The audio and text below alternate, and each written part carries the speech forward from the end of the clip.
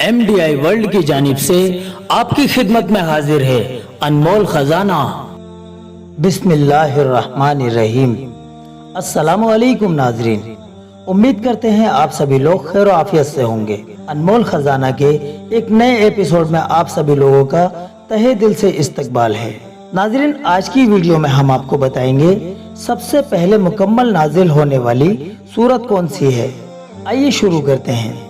सबसे पहले कुरान करीम की जो सूरत एक ही मर्तबा में आसमान दुनिया से आप सल्लल्लाहु अलैहि वसल्लम पर मुकम्मल नाजिल हुई, वो सूरत सूरह फातिहा है। वैसे तो आप लोग जानते ही होंगे कि सबसे पहले जो 5 आयतें कुरान करीम की आप सल्लल्लाहु अलैहि वसल्लम पर नाजिल हुई थीं, वो सूरह इकरा के शुरू की 5 आयतें थीं। लेकिन जो सूरह मुकम्मल एक मर्तबा में ही नाजिल हुई, वो पहली सूरह फातिहा है।